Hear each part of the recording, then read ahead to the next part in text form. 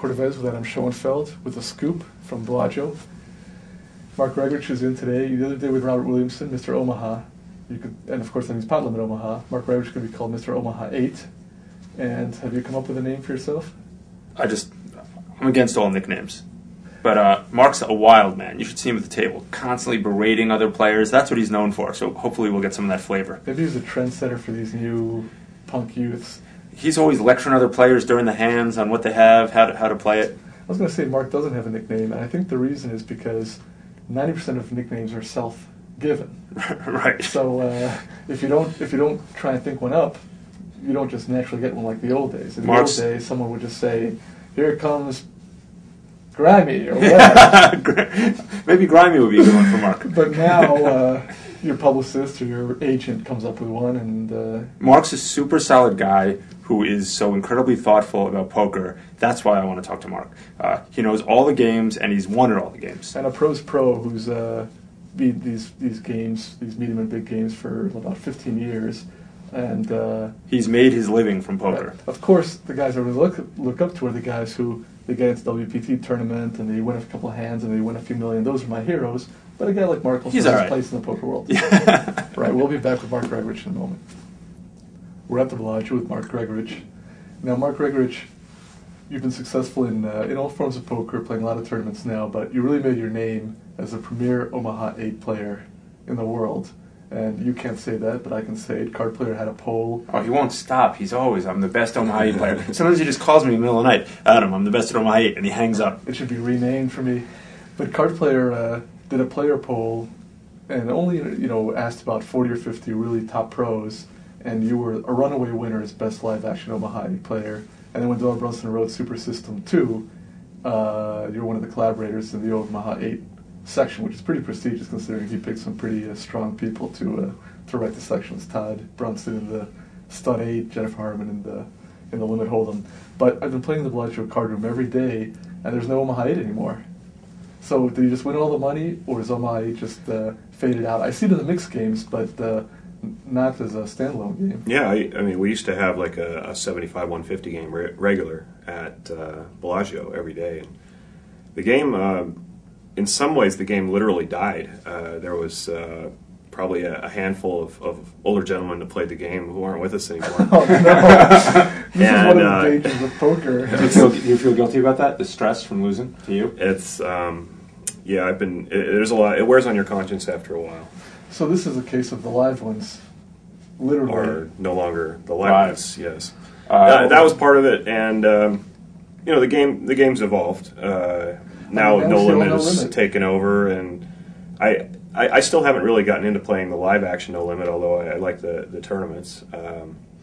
But I've played a lot. I'm playing a lot more Limit Hold'em these days than Omaha 8, and I play the mixed games too. I'm fascinated by the fact that when I first started playing poker, there were literally something like 5 No Limit games in the country, and people think it's an exaggeration, but I think literally there were almost no live No Limit games. I'm talking about open card room, casino, No Limit games. There were like none in Las Vegas, none in LA. There were very few, and now in the poker room, there are more No Limit games than anything, and they're all packed and all have long waiting lists. And the theory was that, well, a No Limit game can't endure because it's a game where the bad player goes bust. Such an edge, you're going to bust all the live players right away. There won't be any more live players. So either now education has evened the playing field, or there's such an influx of new players that they're keeping the games I think going. the player pool is just so enormous now for No Limit players that the game is sustaining itself like that. But if the influx ever stops, then I think you're going to start seeing that a little bit. And another thing about the No Limit games, even though you see so much No Limit everywhere you go, I think that the limit poker is actually better now than it was 5 or 6 years ago before the boom, too. There's not as many games, perhaps, compared to the No Limit, but there are probably as many or more limit games as there ever were as well. Just because of so many new players coming in? Or? And a lot of, one of the things I think that's helped in the last year is when the World Series of Poker introduced the big horse tournament. Mm-hmm. I think that kind of renewed the interest in top players wanting to learn other games in addition to No Limit. And people that are aspiring to be top players, they know now they can't just get by with No Limit. So they're going to learn some of these other poker games too. I mean, this would be fun if really we had an explosion of mixed games at all limits, because there's a little bit of it, but a lot of it is at the higher limits. You know, the top players want to play 1,000, 2,000 or bigger, but if we can just get a lot of mixed game, I think it will make it much more fun for everybody, just to have a variety of games. Mark, you talked about the Omaha 8 game literally dying, and that's a phenomenon that I had heard about. I'm not talking about the guys actually dying, but people who are poker pros, and you've been a poker pro for a long time, one thing you have to deal with is things don't stay the same forever. Right. So, we think now that no limit will be the game. It just seems like it can, but that can go away also, and you have to be able to, if you're going to be a poker pro and support your family like you have for a long time, you have to be able to adapt to the situation. So the Omaha went away, and now you play limit hold'em. That's the strength in your game, that you know many games. Is that fair? Yeah, well, I think so. I mean, I've always kind of had the reputation as like an Omaha 8 specialist, but I don't necessarily feel like that's what I've ever been. It's just that was a good game that was going on every day for a long time, so that's what I played.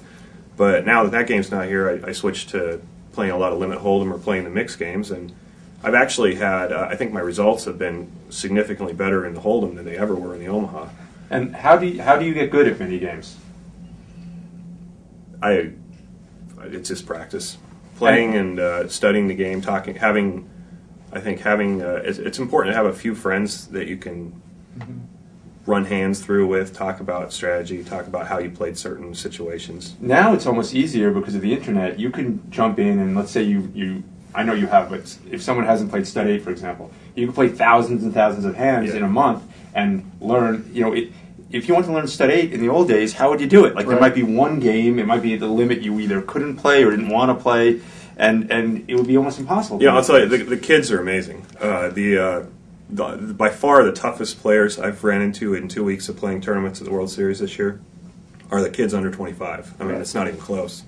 And they're fearless. They also probably have more experience than I do at poker, just based on what they've done on the internet. The interesting thing about the internet, I think, is there are two ways it's really impacted the learning curve. One of them is the obvious one that everyone talks about, which is being able to compress years of experience into weeks. If you're playing, 12 simultaneous games, 10 hours or 20 hours a day, whatever it is, you're getting as many hands in as we've played in our entire lives. But the other goes to your other point, which is that you want to discuss hands with other people and exchange ideas. And when I first started playing, there were a couple of young guys in the poker room, and I became friends with them, and we would talk about hands and learn from each other.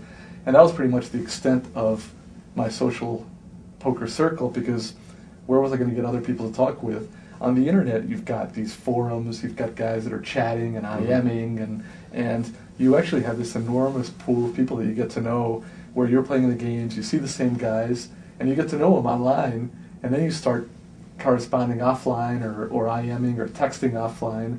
So not only are you getting the experience, but you've got access to this pool of thousands of other similar people who also want to get better, whereas in the past it was tough. I mean, older guys, weren't necessarily going to help you out, and there just weren't that many other younger guys to talk to. If there was another guy in your spot in another card room, where were you ever going to meet him or run into him? It's a whole different thing. One other thing that's changed, and I'm interested in your thoughts, because you are, I think, one of the best people to answer a question that always has come up, which is, should I become a poker pro? I'm a young guy, I like playing poker. I see a lot of money being made in poker, and you came out here to Las Vegas way before poker was sexy and cool, and started making your living at it, playing live, playing every day, supporting a family, kids, everything. And in the past, it was a tough question, because you really had to leave your town, maybe move to Las Vegas or LA, leave a job, really get ready. Now you can kind of try it out on the internet and see how you're doing. But you think maybe too many guys are just jumping in and not ready? Or what should a guy do who's in college or maybe not even in college yet, and who just kind of sees the allure of all this poker? Well, one thing I think I'm seeing now that wasn't necessarily happening when I came into the game is you're seeing like the best and brightest coming into poker, which, a lot of these 21, 22, 23-year-old kids are brilliant. And I think they're making a mistake if they're putting, basically investing their whole future in poker right now. We may be losing some Bill Gateses to poker. Yeah, I mean, winning $1 million is a lot of money when you're 21 or 22, but for the potential a lot of these kids possess, if they're in it for the money, they should be doing something else because they got potential to make so much more somewhere else. Yeah, but they have to work doing something else. So it's a question of laziness? No, not laziness. Working sucks. You got the man breathing down your neck. Seriously, one of the big advantages of poker, just the case you're talking about, Mark, a brilliant young kid, he doesn't want someone telling him what to do. Right. He doesn't want the corporate jackboot. I was going to use that same expression. Yeah. I was like, you got corporate jackboot on your neck? Right. I can appreciate that because that's you worked as a teacher. I'm doing the same thing. Yeah, but I was pulling in like $25,000 a year. But still, work is work. They want you to do something in exchange for money, and that's just plain wrong. And also, that was right before the Korean War. $25K a year is like $250 now. Yeah. I mean, At the time, it was more money than I could spend. I could spend any amount, but that was before I discovered a few things. But how did it go for you? How did you make a transition to poker playing and making a big move to Las Vegas, which at the time carried a whole... It was a backwater, and there was frontier justice. Yeah. Well, I mean, for me, I was a high school teacher for 3 years, and I played poker on the side. I played in the summers, and for the last, more or less, I made what I made teaching in 3 months of summer vacation playing poker. And so obviously the question came up in my mind, well, why do I really want to spend 9 months teaching when it's pretty obvious that the money is going to be so much bigger in poker? Well, I love teaching, so it was a fair question for a while. I had some financial problems in our district, and a lot of the young teachers there more or less got the shaft. They were either transferred to schools they didn't want to be at or released, and so that was the circumstance that led me to move to Vegas to begin with. Just sort of the job changed, and I didn't like it. I mean, now people see poker on TV and they know that it's legit. When I first started playing, like in early mid '90s, I would tell people that I'd go play poker. They'd be like, "Where?" I go, "In the card room." They go, "Card room? What's that?" Even though it was like 5 miles from their house, legal. Yeah, I couldn't get a date in college because all the girls thought I had a gambling problem. And they were so right. Or it might have been something else. Yeah, that's the reason. That's what I'd like to. I was going to say, now the world has changed where now you'd be surrounded by poker groupies instead if you were making big money in college playing poker. Yeah. Mark, you mentioned the big horse, the 50,000 horse, and you're going to play that this year again, right? I am going to play it. Give me a 2-minute primer on how to play that event. And if you give me a good enough primer, I'll play it with you. So that's an overlay for you. Wow. With your money. Yeah. You'll be buying in at them, but... Yeah, I'll be buying him in and making sure we're at the same table. I'm the master of the mixed games. Give me a brief. All right, well, I mean, it's a live game for the most part early in the tournament. So you're not going to necessarily be using like your tournament stack sizes and all that stuff. That's not really a relevant factor for quite a while into this tournament. Compared to most tournaments, that comes up right away. In this event, you're just playing it like it's a cash game. So you're going to, use your best cash game strategies for the 5 games. As it progresses, though, it becomes more and more a tournament where you have to, just play the situation more than the hand. Initially, it's the hand, or there's always some situational stuff involved in poker, but your cards matter more at the beginning, I think, than they do later in the event. It's going to be interesting to see what the double chips does with this tournament this year. Last year, we started with 50,000 in chips, and we were playing like 200 and 400 limit right away. So more or less, the whole first day meant very little. Some players ended the day with 80,000, some players ended the day with 20,000. I mean, it's a little difference, but most were in the 40. For the most part, everybody was in the same range after the day. So the first day was fun because you got to play a live game against some top-notch competition. More or less, and I don't play in the big game, in Bobby's room at Bellagio, but I got to play, the whole day with like Chip Reese and Chow and a couple of these guys at my table. And they were terrible. I can't believe, Chip's so over it. No, so that was fun, but then we got into the second day, and the limits started escalating like that, and all of a sudden, if you lost 2 hands, you were crippled, and you lost the third, you were out. It didn't matter where you were coming from. So there was a lot of players that weren't too happy with the structure last year. I consider it kind of a miracle that with the structure as it was, that I think the 3 chip leaders going to the final table were Chip Doyle and Phil Ivey, who are arguably the 3 best. So it's pretty. It was pretty amazing that worked out. So you can't complain that much about a structure when those 3 get to the final table of that event as the chip lead. But I felt it was fast this year. They're starting us with 100,000 in chips, but we're starting at I think 6 and 1,200. So the first level is going to mean a little more. Double the chips, but we're starting at 3 times the limit. And I looked at the structure. There's more intermediate jumps than there were last year. So hopefully it's going to offer more play, on the second and third day. But we'll see. So the way the World Series used to be, which is that it is a little fast at the beginning. It weeds out the field. But then you're really playing when it matters, which is approaching the money, approaching the final table, and so forth. Although it always makes me laugh that people talk about, we've doubled the chips. Of course, we've tripled the limits. Right. But then people still say, but they doubled the chips. It's awesome. We got double chips. No, I'm not a big fan of that at all. In fact, that's my biggest complaint this year about the whole World Series, and I think a lot of players feel the same way. They gave us more chips, but late in the tournament, you got enough for one hand. It doesn't matter. And it wasn't like that before. The structures at the end are screwed up. Yeah. And that's, of course, the most important time. And I think all the players would say, okay, if it's a little fast at the beginning, that's what a tournament is. Yeah. If you build up a stack, you can play. And if you're out, you're out. But now you get to a situation where you play sometimes deep into the money, but the payoff's not that big, and now it's a total crapshoot. Right. That's unfortunate. I mean, there's so much going on right now that who wants to sit in a tournament for 7, 8, 10 hours and be there with 60% of people that start? I mean, you want to if you can get over this initial hump, you want some time to play when you get there. When you get through 80, 90% of the field, it's actually crazy in 2 ways. One, in that last year, in the last couple of years, the final tables were really long. I mean, you saw 6, 8, 10-hour final tables, which is great. I mean, you really saw play. And now some of them have been really short because of this problem.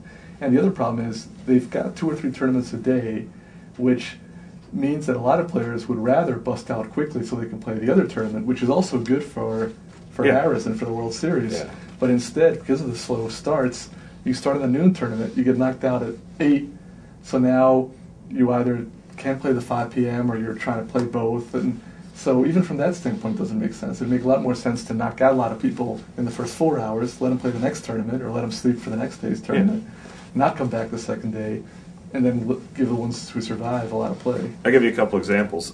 In the 5,000 no limit event, which I got close in that. I think I finished 31st. They paid 63 spots. From the time we got in the money was 63 until I busted out. There couldn't have been more than about 45 minutes. So they lost half the field in 45 minutes late in the tournament, and there's no play. That's horrendous. And then the final table was over in, I believe, less than 3 hours. Right. And that's a big chip, prestigious event. It's the biggest buy no limit outside the main event. That's very unfortunate. Right. That used to be a great event where you'd see a lot of players really try to win. So you? Yeah. Carry on. Cell phones off. Do you find that we talked to Andy Black about this? He finished second last year, and he's a very good mixed game player. He talked about exploiting players in their weak games, and I talked about the fact that in horse tournaments I played, I've been surprised by how very good players, very strong players, and winning players are terrible at certain games unexpectedly. I mean, and I didn't play in the 50K. With some guys who maybe only play that event, but do you find that to be I was. I mean, the stud 8 are better, obviously. That seems like everyone's worst game, except for the guys, except for the real high limit successful players. And you're very good at that. The tournament players, by far, that's going to be their weakest game. Guys that kind of specialize in all the events or the Hold'em events, they just don't seem to get that game. Even more than Raz. Because I saw some. I played. There's some pretty dicey play in Raz too. I played in the preliminary horse event, and I was shocked that the Raz played more than anything. I mean, the studied also. I saw some incredibly poorly played hands where people didn't understand where they were at. In the Raz, I saw some incredibly poor starting hands, which is even more shocking. Because that should be just. If you just stuck to ABC or AB Raz, at least you'd be ahead of the bad starting hand. That's my goal in the Raz too. I mean, I don't play the game regularly. Occasionally, I'll play it as part of a mixed game. How wrong could you go? You Yeah. catch a king, Well, I mean, I saw where there were, 4 low cards out and some guy's coming in with a 10 up front or something, Yeah. and or a 9. I don't know how you can overcome that. Yeah. And Or really even in 8, when yeah, 4 guys are playing, of course, you know, of course. 2, 3, 4, and 5. you've got your terrible cards exposed, and guys are, one guy saw call a raise showing a 9. So first of all, he's got a 9 for everyone to see. Second, that has to mean that he's got some very low cards in the hole. I mean, the whole Yeah. situation is crazy. Yeah. But in stud 8, I guess you can easily go wrong if you don't know what you're doing and be Well, punished. it's probably more complicated just because it's a split pot game, and it is more complicated. I think than so. Raz. Yeah, a lot of times. Well, Raz the you big can thing in get stud lucky 8, with the people are playing big pairs when they shouldn't, or Yeah. not playing them when they should. They may be missing some raises on 5th and 6th Street, whether it's to knock players out or to recognize when they're in a good position and building a bigger pot. I see a lot of that in those games. The limit hold'em actually played really well in the horse as well.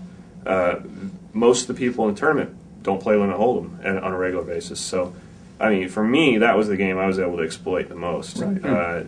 The Omaha 8 or better, even though it's probably my best game, was almost a non-issue in the tournament. So you're playing a half hour of each game, but you get so few hands out in Omaha compared to, say, limit hold'em. Well, and it's, I don't know if it's practical because you have so many tables, but obviously, if you really wanted this to be the most equitable event, you'd play the same way you do in live games, a certain number of each. What I'd like to hand. see, that's how what I kind of thought about last year was this would be a great tournament if you could play 3 hours at each level and play 8 hands of a game and rotate. 8 Right. hands rotate, 8 hands rotate. Right. When your table broke up, you got moved and you just inherited whatever they were playing at the next table. Mhm. Right, exactly. And I thought that would improve the make it equitable. Right now, what they do is you're playing, say, the first level in this tournament. We're going to be playing 6 and 1200 Hold'em and Omaha 8 or better, and then they're going to It be goes playing a up. higher limit Right. of the 3 stud games, which have an additional big bet to begin Right. with. Right. So it really is a stud tournament. Right. It's not a flop game tournament. And in stud high and a Raz,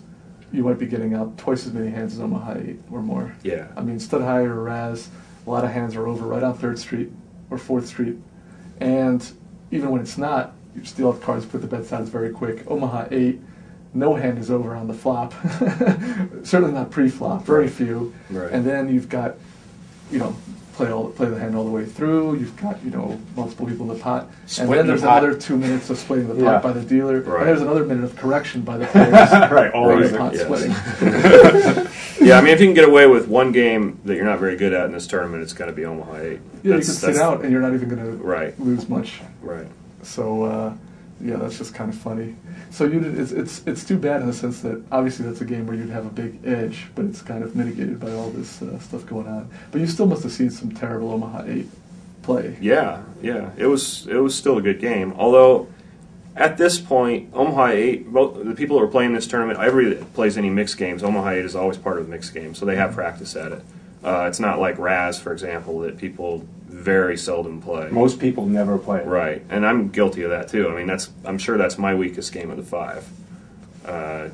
Although I tried to just stick to a more or less straightforward strategy and playing my position, and that seemed to be okay for me.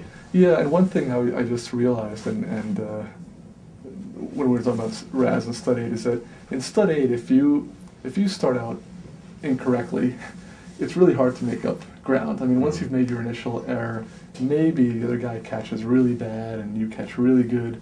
In Raz, you can catch up right away, no matter how poorly you started. You can start with that 10, and some guy starts with 3 babies, and then on the next card he catches a king, and now despite your terrible play, you are You're ahead. and you know you're ahead, and you start pounding it. Whereas in Stud 8, you're really in trouble, and it's going to be a lot harder to catch up. You're certainly not going to catch up that quickly. You're not going to be that far behind someone who's made a mistake. So that'll be where you're taking it to, and we hope. We hope, yeah. And in this format, the key pots in the tournament usually happen at Stud 8 because you have more multi-way pots that get really large. Right. So the guy that's going to win this tournament is going to probably remember, of his 2 or 3 or 4 key hands. I'll bet they're going to be a Stud 8. And you get people tied on, chasing one way in that game, and then they take a big hit. And if you can scoop it, you're really in good shape. Yeah. You're playing Stud 8 today as well. Actually, tonight's a Stud Stud High. High, which I don't. Actually, I'm trying to remember if I've ever played a Stud High tournament at the World Series. I don't think I have, but I think I want to play tonight as a sort of tune-up for next week. I found, for what it's worth, what I found is that tournament stud strategy, I mean, all games are very different in tournaments than live, of course, but you know, a correct live game strategy in stud, a lot of times it's more conservative, and you find yourself up against real hands, and you don't play weakly, but you need to respect what you see out there. In tournaments, it seems like a looser, more aggressive style seems to be successful. You have to it's be. good to adapt and practice to that. You have to accumulate chips. And you see guys who are still kind of in the live game mentality, making certain laydowns or not playing certain hands that just are not going to give them any chance in the tournament. So you can go in just as an experiment, just splash around. You'll brush them aside without much difficulty. I see you as the stud champion and then the horse champion. Mark, good luck with all your tournaments. Particularly, we're going to be watching you in the 50K horse. It'll be fun to follow. Thanks for coming in. Thanks, Mark. To home base Thanks, at guys. Bellagio, and we'll let you go downstairs and chop up some money. Wreak some havoc. Thanks for joining us on Scuba. See you tomorrow.